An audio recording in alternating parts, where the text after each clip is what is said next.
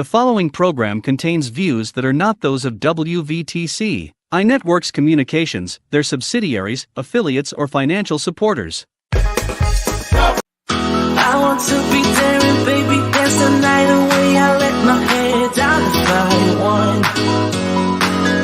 Don't you just get tired chasing fame and being... Hello. Thank you guys for tuning in to Heavenly Cynt Conversations. I have two amazing community servants, Mr. Larry Daniels, and we are waiting on Adam Rose to join in.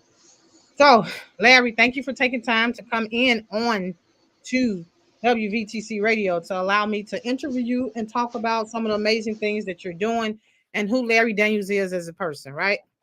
So, I know that Larry is doing some amazing things just as well as Sergeant Rose is doing some amazing things in our communities. And so I'm so excited to have them on and talk about all the good things that they got going on. Larry is the founder of Hoop Hard to Get Off the Court, which is a basketball organization that allows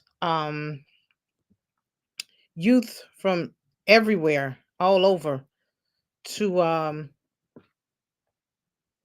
to be a part of such an amazing tournament.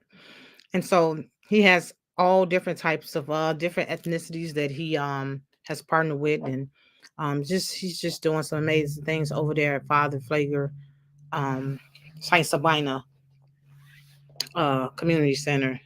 And so just pretty much bridging the gap with the youth and the policemen.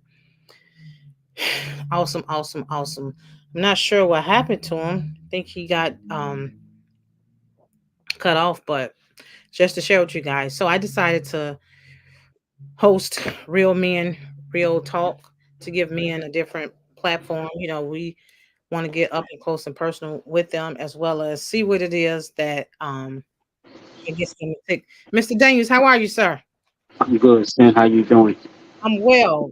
Real short. Can you tell us who you are? I just gave a brief story about what you do, but nobody can tell the story like you can tell it. So tell us who you are and what you got going on.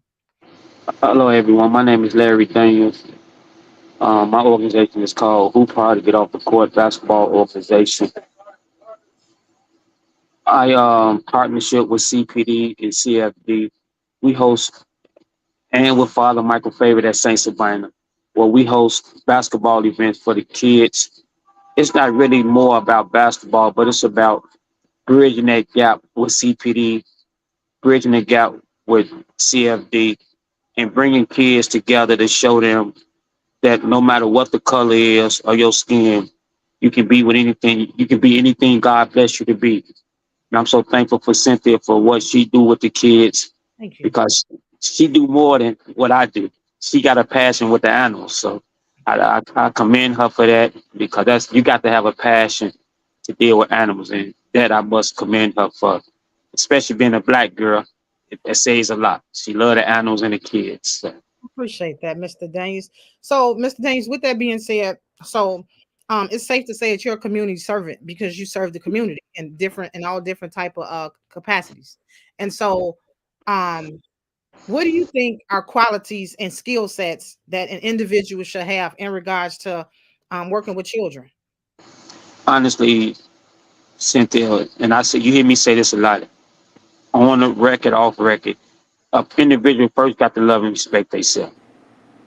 If you don't love and respect yourself, then it's hard for you to love and respect others, especially you. And I thank you for my big brother Rose coming on. That's my road dog there, man. But again, you got to have the passion to work with kids. If you don't have the passion for it, then whatever you're trying to be succeed with the kids is not going to be successful. So your passion got to really be coming from the heart, and you got to be sincere with it. Wow. Thank you, Mr. Daniels. So Mr. Rose just joined us. And so Larry, I know that the game that you want me to coach you, and I hope that Rose is on the team because he's gonna get fouled out the game. He tried to check me 5 minutes ago. I'm like, okay, don't I'm gonna let you have that. But once I get that whistle, nah. No, I don't want no problems. I don't want no problems at all. I appreciate you for taking time in your busy schedule to come on and talk to us.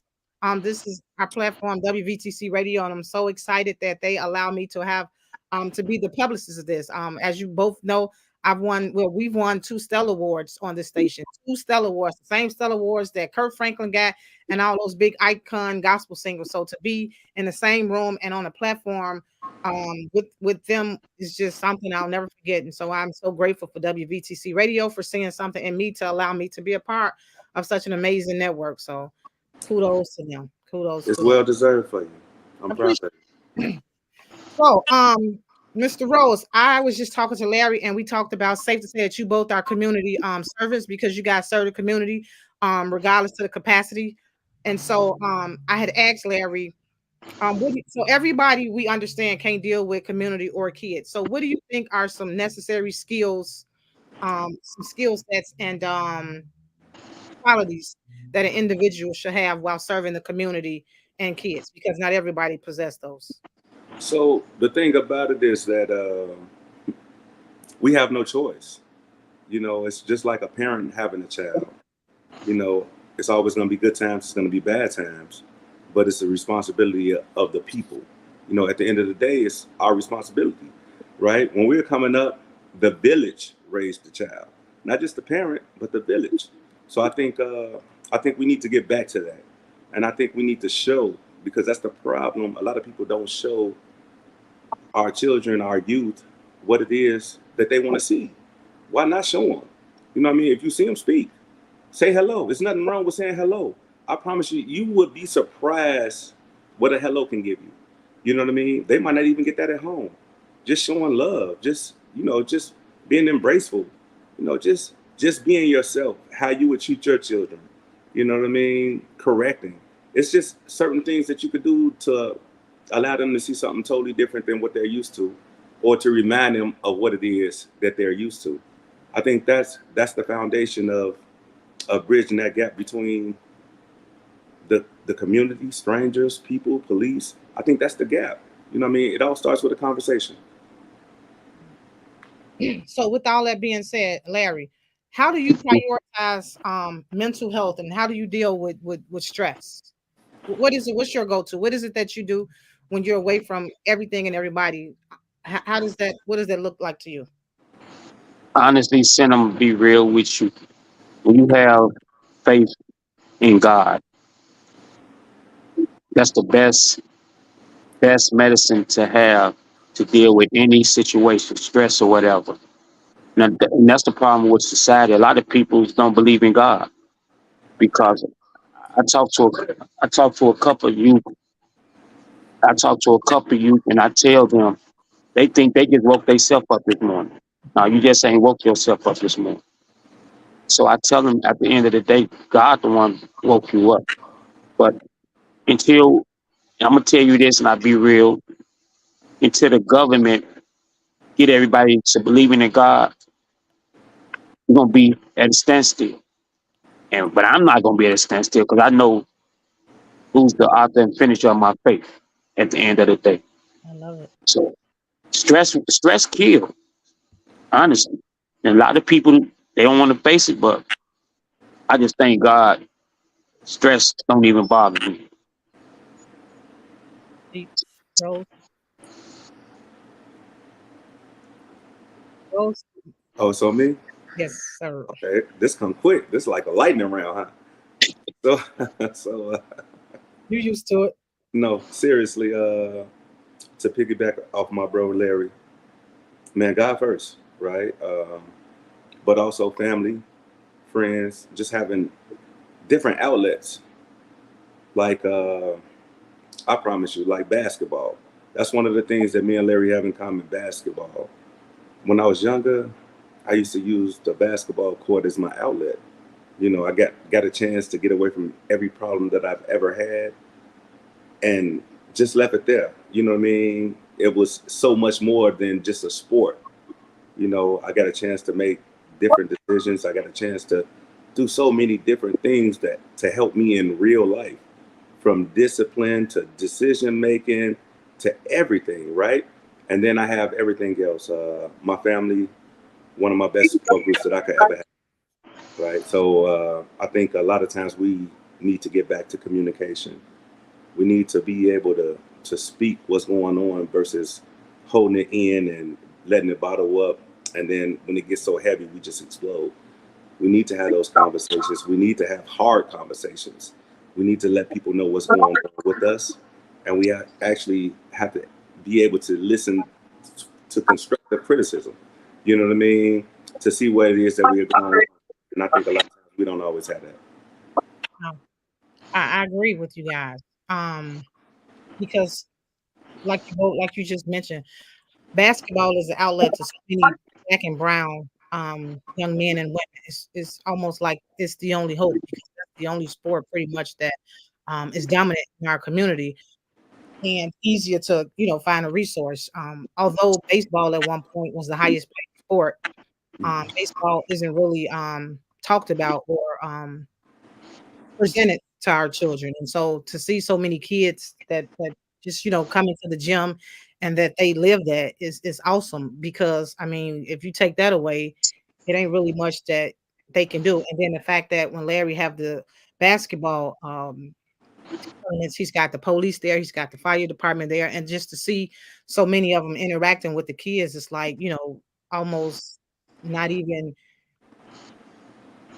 it's speechless because there are so many people when they see that and when I'm talking about it and they're like, how does he get the police there and how does this and how and so for him to do that to bridge that gap is definitely bringing communities together. And then even it's opening up the diversity within his organization. And so diversity is always good. And so when we see those kids together like that, it speaks volumes. It lets me know that somebody doing something and the kids feel safe because of course we want to feel safe. And so to bring Caucasian kids to the predominantly black community, it speaks volumes. So kudos to you, Larry, for continuously doing that, providing a safe haven, and everybody else that make up that organization to keep it safe and wanting people to come and it's gonna grow because like you both said, when you put God first, the doors will open. Man can't stop what God got. So when you continuously stress the importance of knowing God or putting God first, it shows. So kudos. Next question. What Rose, we'll go with you. What is a good friend to you? What qualities does a friend have? What's a friend to you? Man, it's funny because I just had that conversation earlier. Relationship capacity or just in general, However friend is, you want to put yeah. it. So you have to have a foundation, right? So I can't just meet you today and be like, oh, this is my friend. I strongly believe that. Uh, some of the values, one, Larry said it, and I'm always piggyback right up. Man, we have to have something in common. What do you believe in? Who do you believe in? You know, what's your support like? And we don't even have to have the same support system. You know what I mean? If I got something that's going on like family support and you don't, being your friend, man, we family now. You know, your moral system. Do you know the difference between right and wrong? What do you like to do? It's so many things that go into like a friendship that is crazy. But at the end of the day, can I depend on you? Can I count on you? Like, if things get rough between us, are you gonna pick up and leave? Are you gonna stay and fight through it with me? I think it's so much that goes into friendship, and I think a lot of times in this day and age, we don't really have a lot of friends. We don't really have a lot of friendships because so many people are looking to see what they can get from you versus building with you and growing together. It's so hard.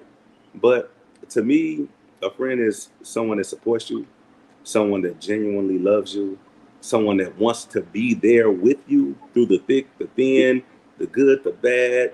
I mean, they just stand 10 toes down with you, and it's hard to find that, but that's what a friend is to me.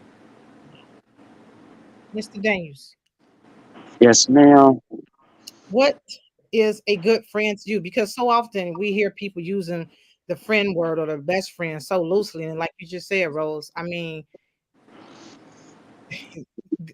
there's no such thing as I just meet you and we BFFs. No, we have to, like you said, we have to have some type of mutual connection or understanding or several conversations. And I got to know that when I need you, I can count on you, as opposed to everybody want to be in the light. Everybody want to be around you when it's good. And so I trust. I mean, I'm sorry, I test my friends when I'm in need, because Yes. as long as I'm smiling and moving around.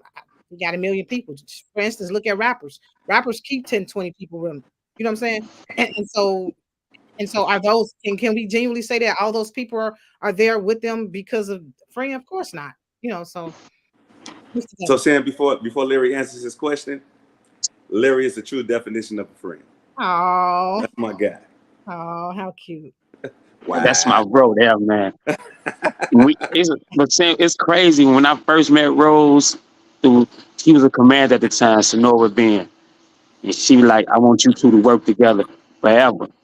And it just like we just been knowing each other for years. We just clicked, and that's the definition of a true friend, a true brother, man. For real. Because Even though I got great relationship with a lot of CPD, but that's my ace coon boom there, my number one guy. He rocking on rolling, vice versa. And that's it between me and him. so And Larry, so outside of that, so Rose possessed these qualities that you say are friends. You guys have mutual what I'm looking for. Uh, Camaraderie. yeah. So outside of an individual like Rose, what other qualities or what makes a good friend? Because you talk about it all. We talk about people come and go. Not everybody, authentic, as yeah, you say. no, they not authentic. And send one thing you see, Rose see when I'm driving or in the car, I don't have nobody with me. But it's hard to really find a good, genuine person that's really on the same page as you, honestly. I could say Rose is, I could say Martin. I said, hand down, Martin is a genuine guy. Anytime I call Martin, he there. Same with Rose. Um, so you already know with me, I got zero tolerance for anybody garbage. That's why they don't come to my event. Cause I had Rose be like, man, you don't play no games. I see right through them though, Cynt. I tell you that. I Yeah, say we talk. people would cling on to us only for self gain, and I'm not doing it because at the end of the day, I stand for one thing. It's about them kids, the youth. And I tell anybody, being a kid from Inglewood, born with a silver spoon, a lot of kids ain't never had what I had. They had to go through the struggle, or they had to go out there to rob, or whatever. I ain't had to do none of that. At the age of 13, working at Jay's Potato Chips, making my own money, and I know how it is. So that's why I tell father this. I just like giving back to the kids. Because at the Oh, end of the day, it's a blessing when you can bless others. You saw it yesterday, bro. I saw it yesterday. I just don't. It ain't the black kids. I had that gym packed with some white kids, you did. and that speaks volumes. It ain't just because of that Saint Sabrina. It's because them white parents trust me with their kids, and they brought them kids way from Gurney, Wow. Geneva, Romeoville. Yeah. Then I had kids came all the way from Kankakee, 3 buses. So I tell people it's not just the kids in Chicago that's getting impacted and see the positive work. It's like when I did MLK event before, a parent brought her daughter here from South Carolina to see when she was a commander, Sonora Bean. So Wow. I know we're doing great things, and now it's getting out, and people witnessing, and now they be like, man, I want to go be a part of that. I want to see what's really going on over there, and I like it because when you see all the police come, they ain't in there to do no job or lock nobody up. They in there to Absolutely. have fun and get to know the kids like the kids get to know them. That's awesome. That's That's one awesome. of the best things about the event that you have. It gives the opportunity of people actually humanizing people. Regardless of a uniform, regardless of a badge, regardless of a basketball game, a basketball player, people could just come, relax, actually get a chance to have a conversation and see people for who they are versus what it is that they do. I agree. That's pretty it's pretty impactful if I for better word. It's pretty impactful. And so, um that's what's up. So my next question to you guys is that what challenges have you guys faced being a black man in America? What challenges have you faced? And how have you overcame them? Now we get into it, huh? We get into the thick of things. What you say? Larry, I'm gonna let you start with that one. What's Cynt, I'm gonna tell you the challenges, and I thank God I don't really face no hard challenges, because when you don't put yourself in uncompromised positions, less challenges you have to face. Now, if you put yourself in a lot of uncompromised positions, then as a black man, you're facing a lot of challenges. For one, black men already getting stereotyped, especially when you wear a white t-shirt, they think you're a gangbanger or a drug dealer. So you got to think, do I really want to wear a white t-shirt outside? Because if I do, now I'm going to get stereotyped.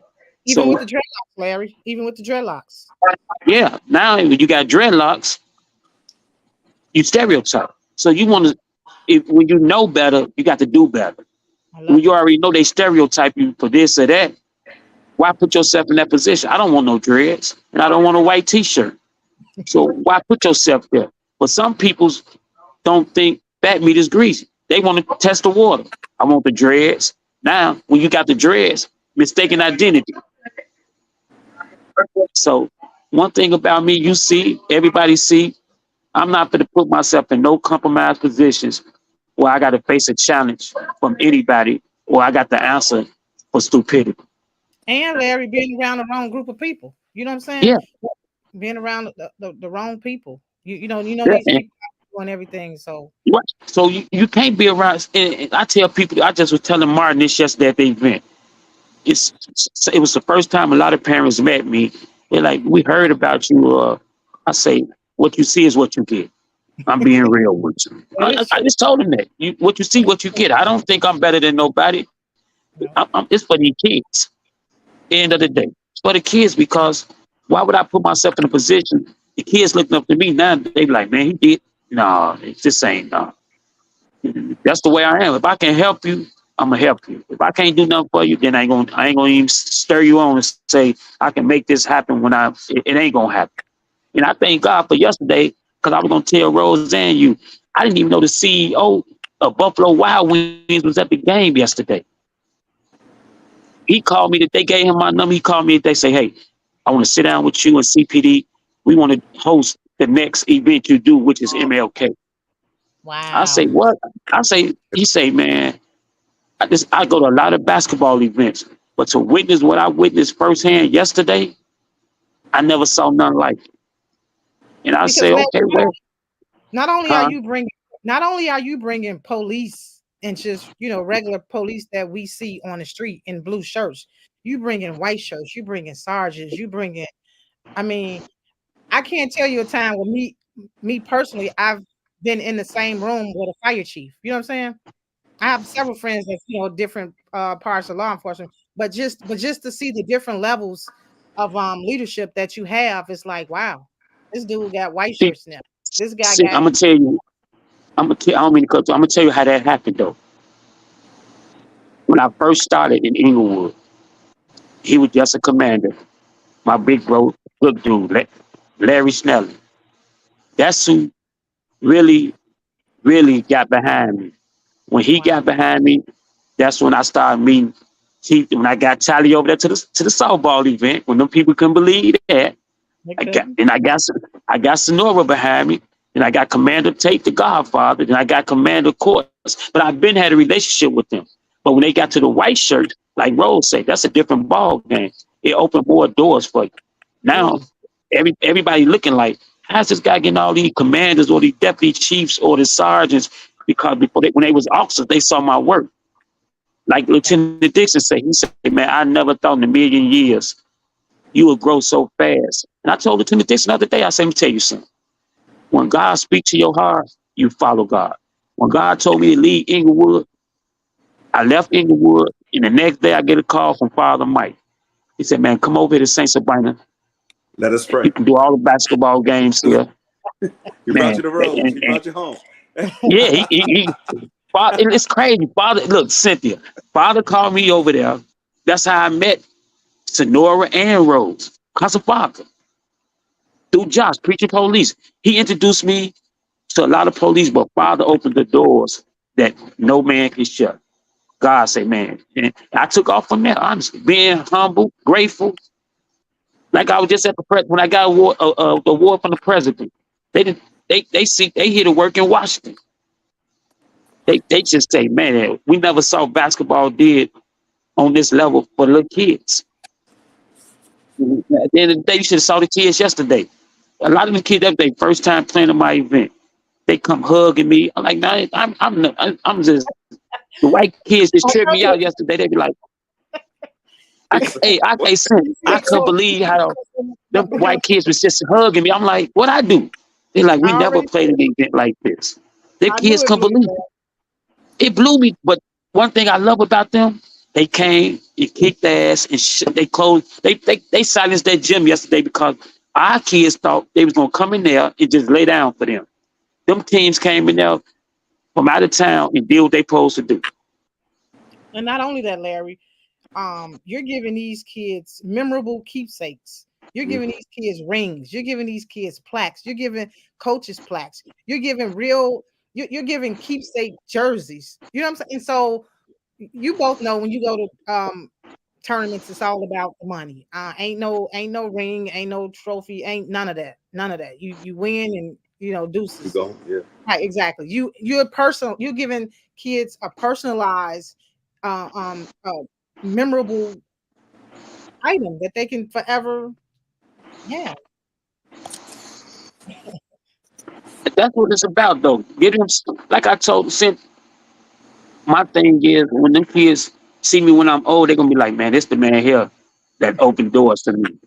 Because at the end of the day, the parents didn't believe it. They ain't saw no professional photographer at the game before. And if you do, they want to get paid up front. You right. It's already paid for the kids. Like I told Christian, just get them the link. They ain't gotta send me nothing no more. You there, let them. You deal with the parents. Because they can't believe it. The parents couldn't believe that the photographer there with a camera taking pictures. They And couldn't believe everybody want a picture in their glory. We all it. Yeah, want a picture. In their glory. and then to make them kids feel special, no matter what the color is, the age. When you do that Chicago Bulls theme music in that lineup, that sent chills up them kids. They didn't know what hit them. They were just stuck. I said, man, they finna call your name for real. This ain't for play. So it's about the kids at the end of the day. One other thing that I liked, so they changed the narrative. So typically when you go to a game, they call out the starter, right? And so the second game, he said, we're gonna call the kids on the bench first. And I was like, wow, I love it. Because for me, like Larry, everything with me is about empowerment of the kids. You do something with the kids, I'm locked in. And so, like you said, ain't no big eyes and big U's, and there ain't no color. It's all about the kids. So when they did that, I'm like, wow, they're calling the kids names that aren't starting. That when I heard that, I was like, wow, that's it. And so now with Yes, that, normally I do that anyway, but they switched it up on me without telling me. They yeah, went from the non-starters to the starters. With me, I just tell them to introduce all the kids. gotcha. And when they switched it up on me, I was like in a state of shock. Just they're like, okay, they doing something new now. I ain't even know they was going to do that. Yeah, Because a lot of kids that don't get in the game, don't really get recognized. But again, another thing with you is I think we had this conversation where I told you when I ref everybody playing. I don't care who scored 100 points last game or who the MVP. Every kid gonna play. yeah, every kid matters because that's what's going to motivate them to keep wanting to play the game of basketball. And yesterday was the funniest stuff I saw. Commander Courts coming there looking like Rose. I ain't never saw my bro. It was funny because he tapped me on the shoulder. They gonna say, "Hey, Larry." I say, "Man, who is this?" He said, "You don't even know." No, I don't know you. Courts not dressed like this with a skull cap on, man. But it was fun yesterday, and it was a great experience, man. It was. I know you when you walked in, said you were like, "Where's I'm gonna sit?" It wasn't nowhere to sit. It was nowhere to sit, man. But it's at the end of the day, it's all for the kids. Get them something to always look back and let them know. Like I tell everybody, all police officers ain't bad. I got over 300 that I'm locked in with, real. That's good, honestly, good. Black, white, Latino. So they believe in me like I believe in them. Wow. I appreciate that. That was powerful. It was, wasn't it? He said a lot. I received all that. So, Rose, I know you probably forgot the question, but I think the question was what? Yeah, that's it. What challenges have you faced being a black man and, being a black man, and how have you overcome? Man, so many. I'm sure. So I'm gonna start at home. You know, your parents trying to guide you and navigate you through life because they're afraid for you being a young black male, being raised in the community that you're in, right? So the first thing I was always taught that everyone is bilingual. It's a way that you speak and you don't have to speak a totally different language. So way you speak when you're in public, it's the way you speak when you're with your friends, it's the way that you speak when you're with your family. Your dialogue changes. The conversation changes. So that was the first thing. Going through school, going away to school. I went to a school in Oklahoma, Langston University, LU. Throw your L's up. So predominantly white state.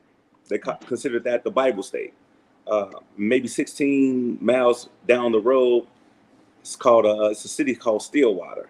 They had a Ku Klux Klan church, and the church, the window, it had a cross in it, and then they had a Klansman hat coming from behind the cross, right? So it's so many different things that you learn: how to speak, when to speak, when to leave, when not to leave. You know what I mean? How to speak to the police.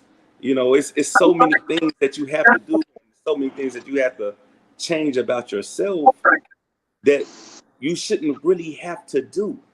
You know what I mean? All you should have to do is be yourself. You know what I mean? Be respectful. It shouldn't be an extra level of respect that you have to give someone else that looks a totally different color than you, right? So I end up graduating from college and going to get my graduate's degree. And my mother was so afraid because the school I went to, University of Central Oklahoma, it was 2% black at that time. So I know I look young, but I'm kind of old. Yeah, you but do I look young though. I look young though. Don't play with me. I look young though. You drink a lot of water. So seriously. And she was so afraid because Sure.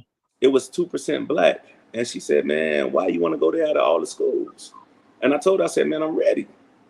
And she was like, what does that even mean? And I told her I was ready. Wow. And when I got to that school, everything that I did, everything that I learned, like I had to read everything 3 to 4 times more than the average person, because now I'm at a school that's predominantly white, and it's only 2 to 3 African Americans in each classroom, and I'm one out of the 3 that speaks English. Wow. So every question that came about, they want to keep us included, you know what I mean? So I was always asked. So I couldn't be up there looking like a fool. So, you know what I mean? So I had to read 2 to 3 times more than any and every other person just to make sure that I knew it, because I knew it was a question always coming my way, and then just growing up and growing up from college to professional life, it's a certain way that everyone expects you to be. And you might not always be that particular type of person, and don't get it twisted. I see it all the time. I'll be like, oh, you said that. And I'll be like, but that's, but that's just, it's just what it is. I think one of the best things that my mother and father always taught me was to just be respectful, just even on a job, police officers carry guns, this, that, and the other, but your gun is not your powerful tool. The way you treat people is. I love it. And so you have to be respectful. So I'm blessed to learn what respect was. But I'm also blessed to actually have been able to go through the trials and tribulations that I've been through, right? Because it prepared me for where I am today. And then this is not the end. This is just the beginning. So, we're going up from here. I love it. I love it. I love it. Wow, that's deep. Mr. Daniels, my next Yes, question. ma'am. What is one life skill you think every kid should possess? One life skill you think every kid should know? The life skill they should know, I'm gonna be honest with you, is learning how to do CPR. Okay. Because because the way things is going now in this day and age, you need to know how to do CPR, honestly. Because, like I say, we already saw what happened to the professional football player in Buffalo. And Exactly. I noticed once that happened, now a lot of people, that was like a wake up call to a lot of people that, okay, let me learn CPR. And I commend you, Cynthia, for taking on that challenge Thank of you. learning how to do CPR and going around teaching it, because I'm gonna be real. Kids need to know that. There's a lot of things. That's one that the school should bring back. All Very. schools should bring that back.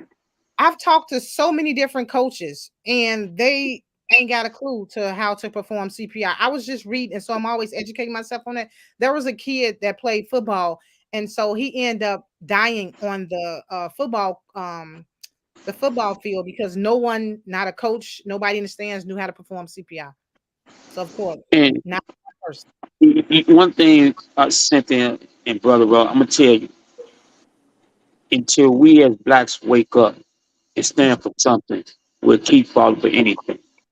That is a mandatory thing that it should be in the schools, teaching them how to do CPR. From the grammar school level to the high school level to the college level. That's something they should be teaching them kids when you taking PE, CPR. Because that's They a already requirement, teach. right? You guys got to do that, Rose, right? Yeah. Also. Yeah, yeah. To be a police officer or a firefighter, you got to know how to do that. Right, right. No, wasn't thinking. You got Yeah. to know how to do it, and it's a good thing. And but again, they should make that. I will make that a law because we need it. Honestly, we do need it. And It could be somebody in your own family. It could be your mama, your daughter, your wife, your cousin, your sister, your husband. It could be anybody. anything, Yeah, yeah. and people don't realize it. And a lot of people now, we don't talk about it a lot, but a lot of people have health issues, either asthma, Yep. uh, bronchitis. It's the littlest thing people don't know that can take you out if you COVID, ease. Larry. The Yeah, COVID compromised so many people. Respiratory, condition to, yeah. I mean, it's scary. And and, also, and, I also implemented stop the bleed. So for instance, and why I did that was there was a mass shooting on the west side. And so as I was looking at the live, I seen a cop put the tourniquet on the guy's leg. And so prior to that, you got 15 people to get shot, right? So how many ambulance you think coming? Not 15. So it's somebody gotta act. And so now I just added that stop the bleed because car accident or whatever, you got to be able to stop the bleed.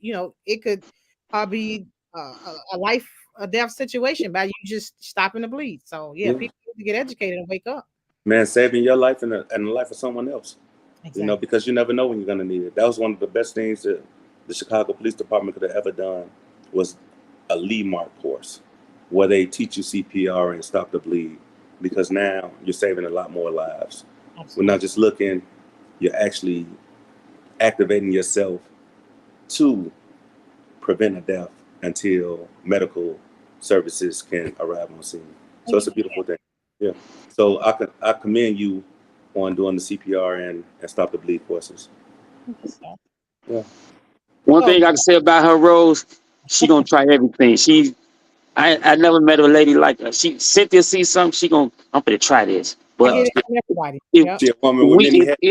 if we get more of Cynthia's, Angels, and a lot of more other great black ladies, I think we'd be in a great, sh- great shape, because it's gonna take us as a village, men and women, to make a change and save these kids and save the future. Because if we don't do it, who gonna do it? And see, Rose, with the two of you, me asking you guys this question is helping me because I'm raising a 16-year-old male child. And so for me, I don't wait for people to create I don't wait for people to create programming or teach my son enrichment things, stuff that I think he needs to do. I wake up every day and talk to him and be like, okay, he needs to know this or he needs to know this. I was so I couldn't believe when I took some kids to the barn with me, the guy at the barn was pumping air in his tire. And I told the boys, y'all go over there and help him because he's like 80 years old. None of the boys had a clue but my son. Hmm. And I was like, really? So, and He said the reason why your son got that installed in him because of you, your mama, and the people you be around. When you be around nothing but productive, intelligent, gifted people, he picks up on that. Just like we can't. One thing I like about him, I know he don't like basketball. I can see that, but he don't mind getting out there playing the game. exactly. Yeah. Honestly, I see he like other sports. He like Yeah. more. He He drums. like them animals like you. Yeah, and he's a drummer. See, God done already blessed him with a talent to be Exactly. a drummer. But he just played a game of basketball to say, okay, I'm out there to get the exercise You to know, make sure, my mama gonna be like, okay. And that's what I love about him. A kid like that. Leave it alone, mama. Leave it alone. Hey, Rose, listen. he home. When I first met Cynthia laced up them shoes. I never forget the event on 69th at the Salvation Army. They played with them young girls, and I was shocked. I say, man, is Cynthia and Sabrina playing? It was out there playing. But through these years, we did great, successful, and had great, successful events. Yep. And I can only say, but with God, it didn't got bigger beyond my wildest imagination. I didn't never think in a million years I'd be where I am today. I used to just do this only on Saturdays and Sundays. Now it's like two or three Right? events a month. Oh Lord, come on. Yeah, but you got to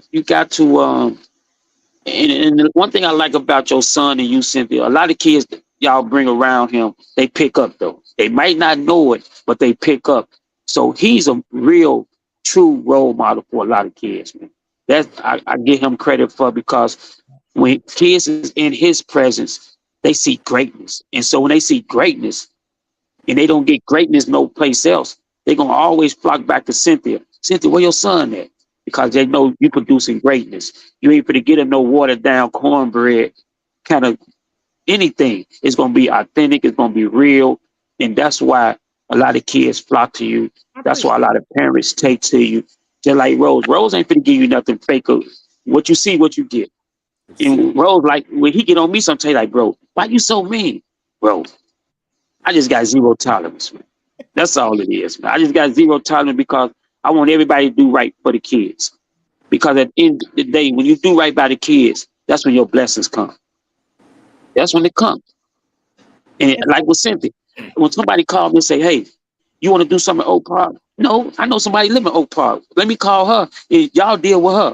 I'm not going to come on no West Side or Oak Park. I'm not going to lie to you people and say I'm doing anything.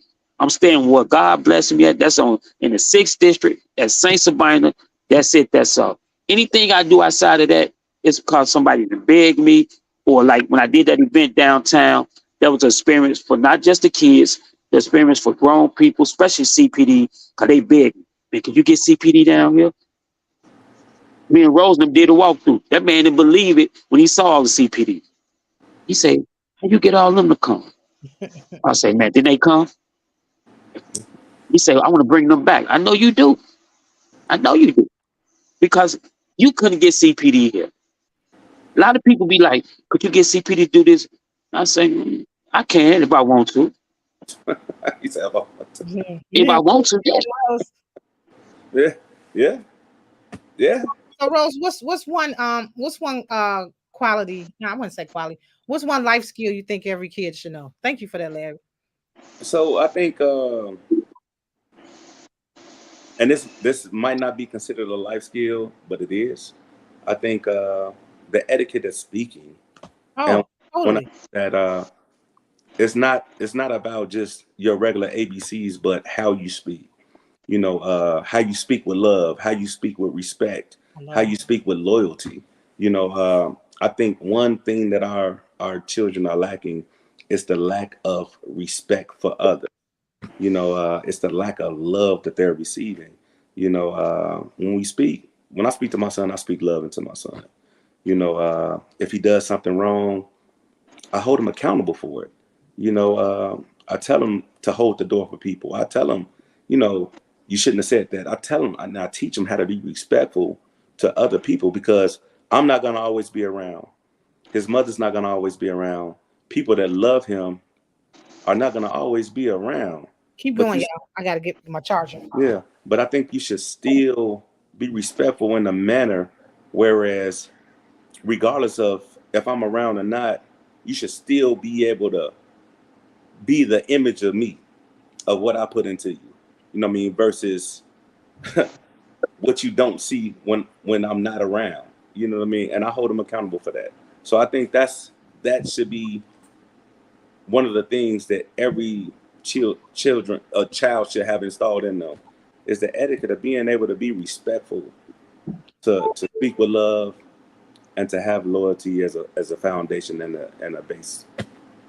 That's totally a skill, because I say, so with my kids, I have them, we do a peace circle. And so everybody got to get up and say their name, and without using the word, and like you said, be respectful, because a lot of times we know kids, everybody like to talk, nobody like to listen. And so I make everybody be quiet in the circle. And so this one kid get up and say, my name is whatever, whatever. And so I call it the elevator speech, because like you just said, Rose, in today's society, when you're talking to people, you got to say what you mean and mean what you say. Otherwise, people won't take you serious. So you got to make eye contact with them. And then when you think about it, look at the basketball players. A lot of our black and brown basketball players, when it's time for, they put the camera in their face.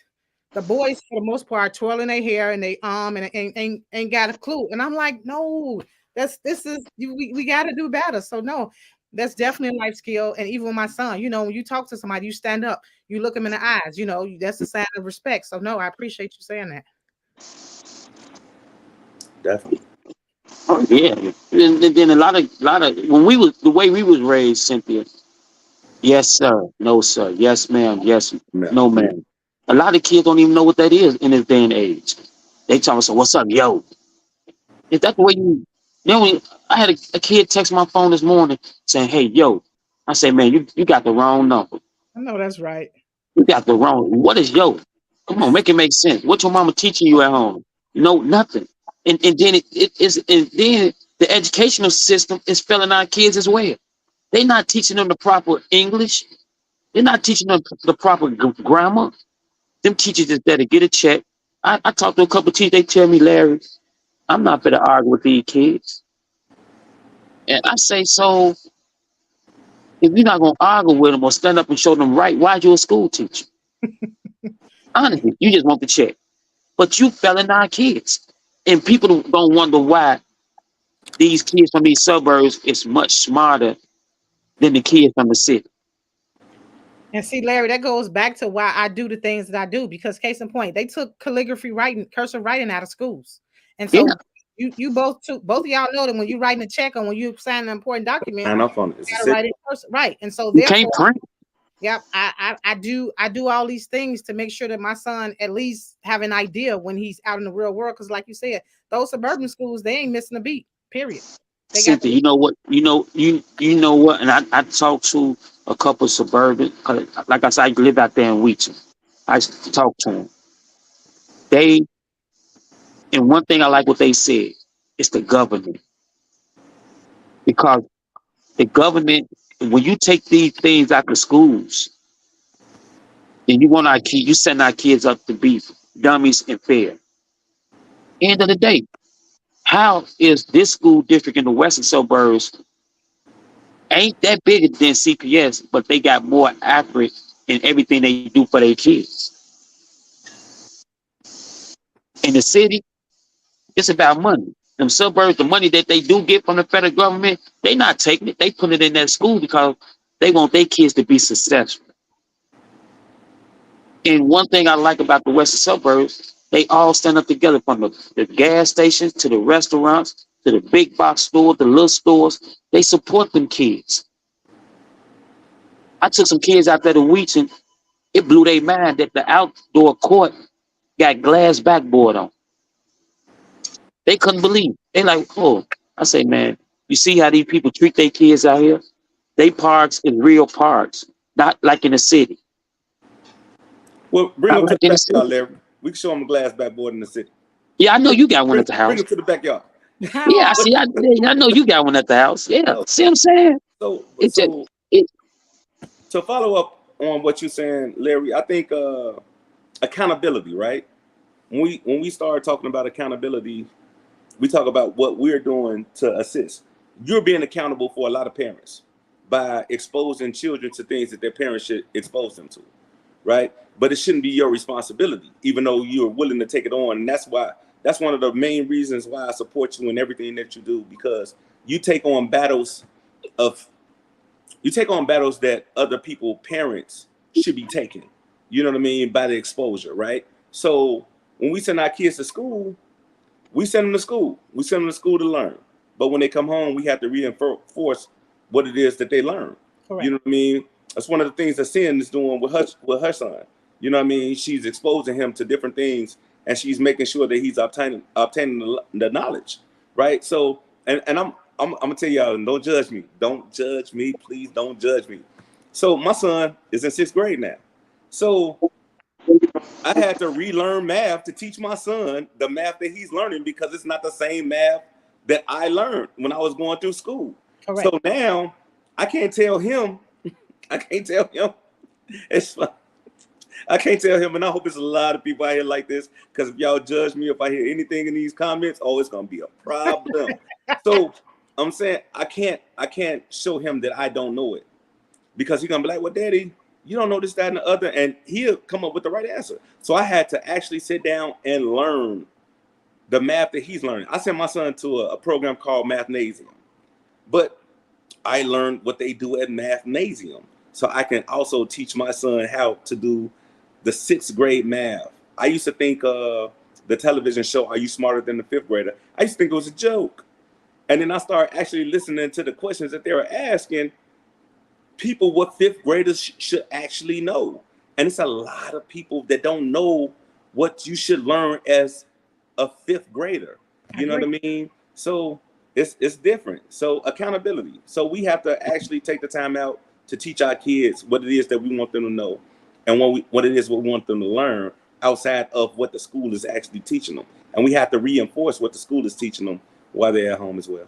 I'm so happy a black man said that, because I hear it all the time. The teachers this, the teachers that, and I just be quiet, because like you said, at the end of the day, those are your children, and so you can't expect, like you just said, you went back to try to re-educate yourself on something to help your son out.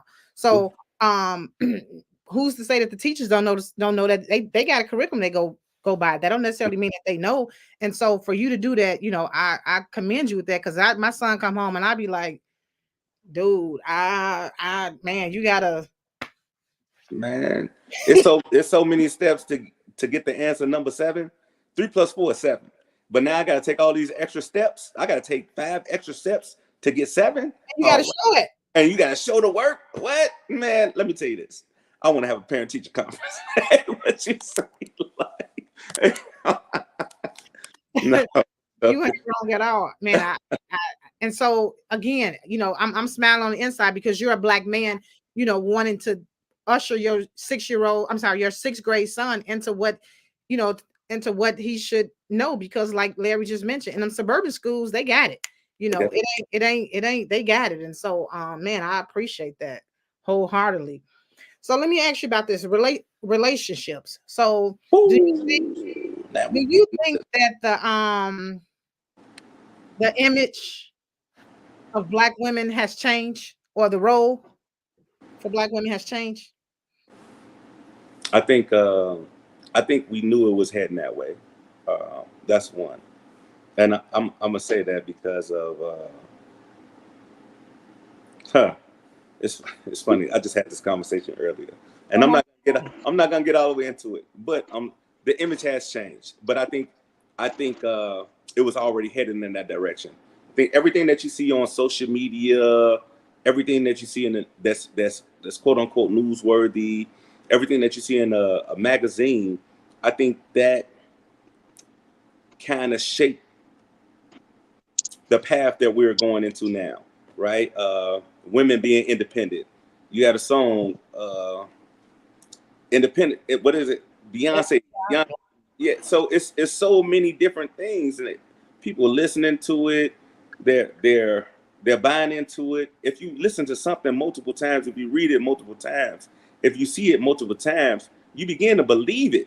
I love it. And I think where we are right now, people think that they could do things on their own, right? They don't think they need a partner to be whole. They think that they can be whole without having a partner. That's not politically correct. You know what I mean? It wasn't meant for us to be alone. It's not meant for you to go through things by yourself. It's not meant for you to raise a child by yourself. You know what I mean? And I think that from men and women perspective, I'm well off, but I can do a lot better with a partner. You know what I mean? So I do think the image and the role of women have changed. I think a lot of women don't think they need a man, and a lot of men think that they don't need a woman, and they are totally wrong. I don't want to wake up and go to sleep by myself. You know what I mean? I want to roll over and feel something. I want to feel a leg. I want to feel some warmth. You know what I mean? I don't want the other side of my bed to be cold. You know what I mean? Because biblically, Adam and Eve. So we can even go back to, if you believe in God, biblically, that's how it's designed. So you're absolutely right in what you're saying. I agree with you wholeheartedly. You don't want to be lonely. I don't want to die. I don't want to die alone. I don't want to die by myself. You know what I mean? But I know what I'm willing to deal with. I know what I'm not going to deal with. You know what I mean? But I think it's changed, and you might get upset with me. You might get upset with me when I say this, right? So I had a conversation earlier with a young lady, and I told her, why would I chase? I don't chase women, right? And I told her, and she was like, you don't chase women. She was like, well, you're gonna be by yourself for the rest of your life. And I said, well, why would I chase something that I'm gonna have to take care of for the rest of my life? I have to compete with different men for your attention. I have to take you out on dates. I have to do all these things just to win your affection and your attention. And then in return, all that's left for me to do after I win you is take care and provide you for the rest of your life. I think that's the short end of the stick. And I think that's one of the things that's being projected. I think a lot of women think that men are supposed to take care of them. You know what I mean? Which indeed I honestly think it should be that way. But I think when you have a woman, I don't think you're the only one that's providing. I think if you have the right woman, she comes and she makes life easier for you to provide for her. She adds to you. She doesn't take away. The right woman, you don't have to compete for her attention. You know what I mean? What did they say? He who finds a wife finds a good thing. Correct. You know what I mean? It don't say he who finds a girlfriend and dates the girlfriend and competes to have the girlfriend to actually get a title and be a wife. When you find the woman that's for you, that's a quote unquote wife, she comes with all of those attributes. She comes ready. She gives you what a wife should be out of the door. She doesn't give you girlfriend. She doesn't give you, well, I'm just your girlfriend. I'm not doing this, that, and other. She shows you everything that you should want as a wife. And if you're not ready for it, she's going to take it away and she's going to go and deal with someone that know what her qualities are. You know what I mean? And that's why the grass is sometimes green on the other side, because sometimes what one man trash is someone else's treasure, because they see the beautiful things that were already nurtured into this particular woman that you wasn't ready for. But all women are not like that, because we got a pound town and all this other stuff that's going on. And I'm like, man, when and where do women coming off being like that? I don't want my wife to, I don't want my girl to always expose herself in public. You know what I mean? I'm different. I'm different, and I love for my woman to express herself, but protect me like I protect you. You know what I mean? Don't put me in a situation where I have to prove my love, and now everything that we worked hard for, or even I worked hard for, I have to lose because I was trying to protect you. You know what I mean? So I do think that a lot of the imagery that we see changed and molded women to be totally different than the women that we once knew. You know what I mean? And I think a lot of that comes from grandparents being 40 years old, mothers being 30 years old, and kids being 16. You know what I mean? We having mothers at the age of 12, and now they're brother and sister with their child because they can relate to some of the same thing, a lot of the same things, Wow. and they do things as brothers and sisters versus like, man, you're my child. You're not my friend. You're not my sibling. You're my child. Stay in the child's space. And then we have grandmothers that are so young and they're still out here partying because they're still trying to live their life because they had a child at a younger age as well. So I think a lot of that plays a role into what we have right now. There's no separation of what should be and what there's no separation from what should be and how things were. And I think I know everything evolves, but I still think it should be some type of standard when it comes to like raising your children to be women. You know what I mean? And I don't think a lot of girls are raised to be women. I think they still in that stage of still being girls. You said a lot, and I appreciate that, and I agree with you because for one, Rose, we're in a different era, and so you don't have to chase compatibility, like you said.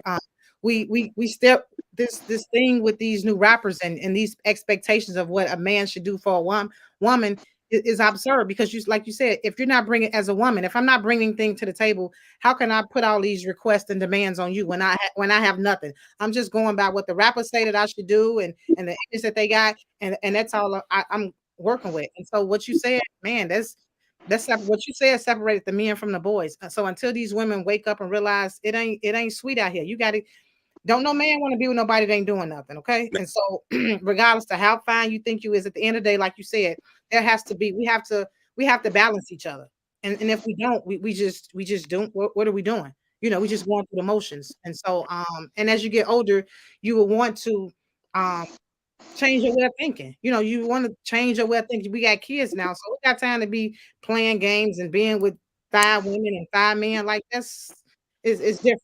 So, Barry, the question was, do you think the roles of women have changed? Oh, most definitely. Oh yeah. You got women. I'm waiting on this. I I'm know. waiting on this later. Yeah, because you got half of the women think they men, and the men thinking they men. Yes, it changed. Society changed. Period. I'm just being real with you. Because on the real note, you don't know who is who. You're right. You The don't know Bible who is who. the Bible says a double-minded creature is unstable in all of his ways. That's the Bible. Right. So yeah, you And don't listen, know who is who. I'm not gonna let y'all get me into this. I have no bias. It's no bias. It's no bias over here. So we got a No judgment. disclaimer. No So we have a judgment coming from here. disclaimer. No We got a judgment coming. disclaimer on this show. When I turn it on, we got a disclaimer. These views are not views of WVT Radio.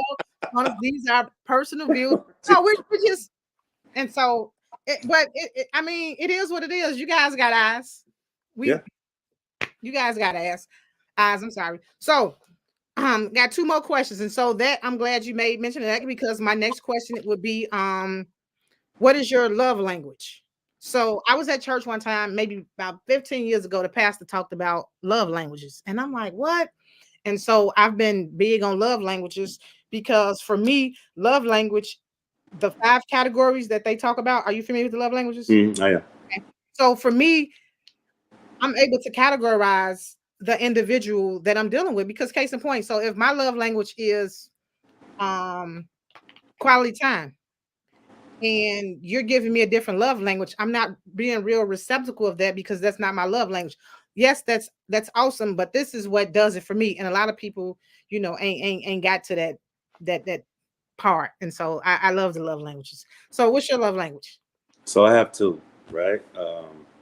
Quality time being one, and words of affirmation. Oh wow. Okay. Those are my two love languages. If you give me that, I'll give you the world. Wow. But I've also realized that a lot of people don't know what their love languages are, right? So we have to meet people where they are, because I could love you one way. I could love you how I was taught to love, but you might not be receptive to That's the all. way that That's I know how to love. You that's know what I all. mean? So now I have to love you. So if you want these, if you want, if you want these red hot Cheetos with cheese sauce on them, hey, I'm gonna get you 2 bags. I love it.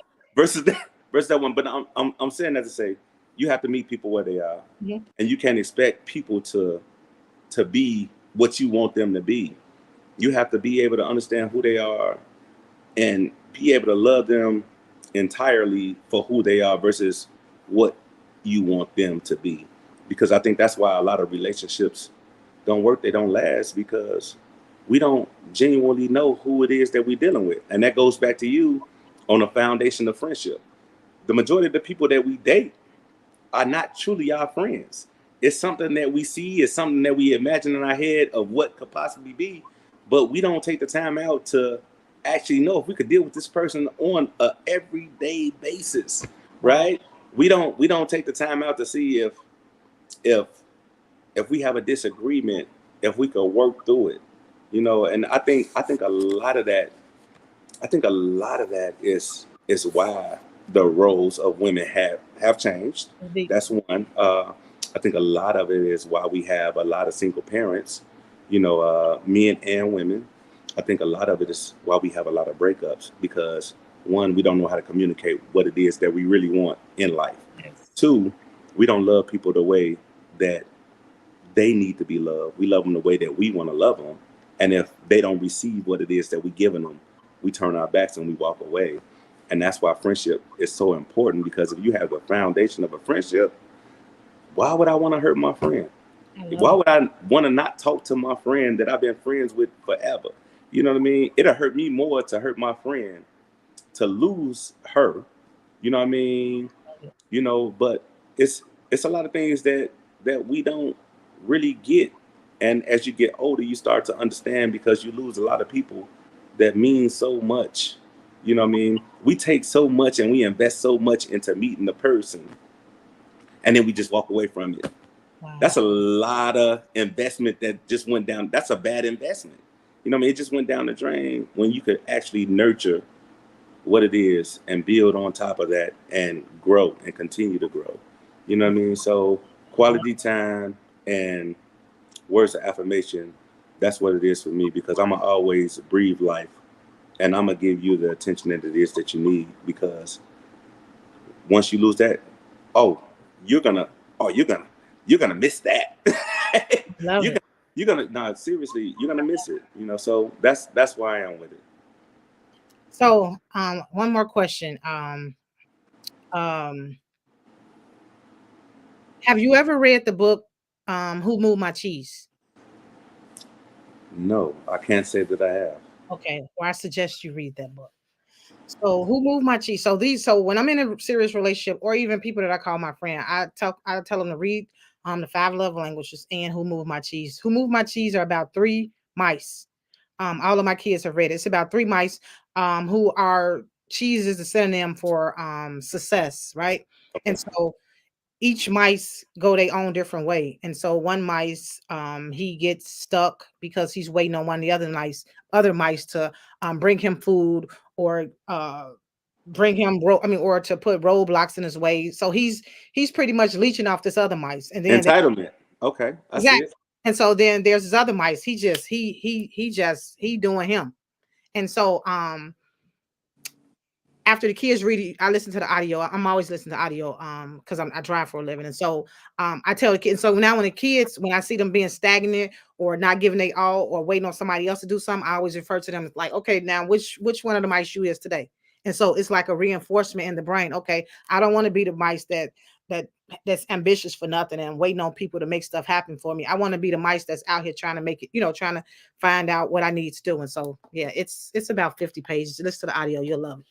Definitely. I'm definitely going So to tune my last, so by this being a gospel station, so can you give me your favorite scripture or your favorite Bible parable? That's how we end. So for me, it might be something totally different. It's funny because I have it tatted on my shoulder, right? Really? Um, I went through some things, a lot of trials and tribulations, but when I need strength, this is the verse that I go through. Yeah, I walk through the valley of the shadow of death. I should fear no evil, for thou is with me. Thou staff and thou rod protect me. So that's my favorite scripture. My father had a battle with cancer. I had a battle with cancer, and that's what I went through to get my strength. When my father had his battle, man, it was a lot of ups and downs, and I told him, I wish I could carry that burden for him. I said, but I can't. But I'll fight with you, and if you're gonna fight, man, I promise you, man, we're gonna get through it. You know what I mean? And the same way when I had my battle, he was there right next to me. He my go-to. We didn't always see eye to eye when I was a youngin, but I understood it could only be one man in the house. I didn't understand that, and I had to have a lot of growing pains. And man, he became my rock as I started to get older. I started to understand, why he moved the way he moved, and I had to learn that. I had to process it. You know, People can only give you what it is that they were taught.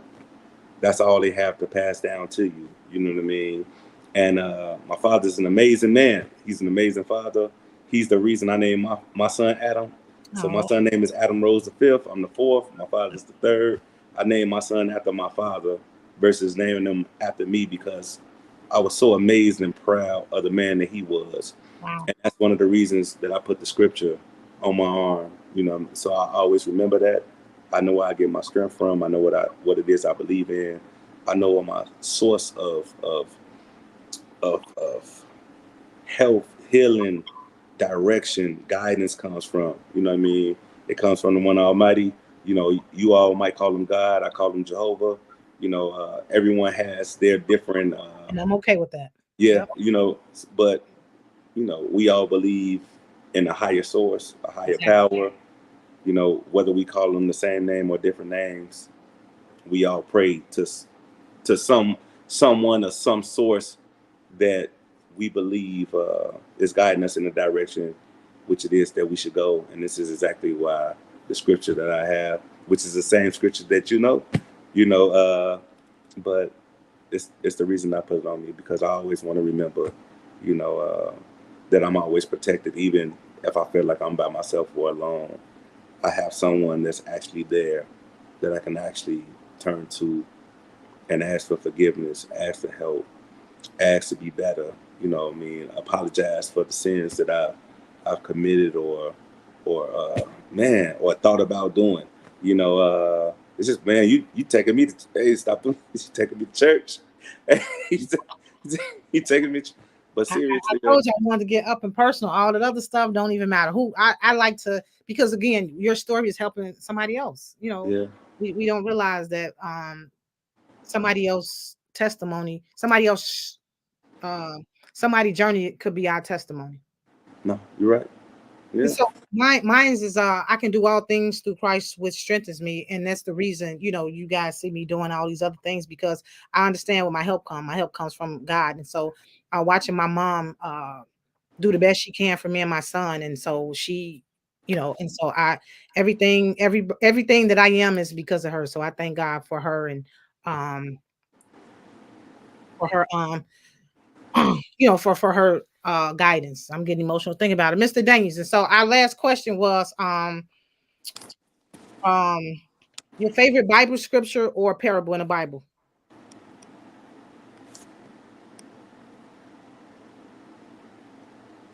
I got him on mute.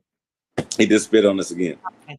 Well, I So know one thing, that one word. thing that I learned, seeing before you cut us off, Okay. one thing that I live by, and it's so crazy, and I hope whoever needs this, like, take it and run with it. Every sinner,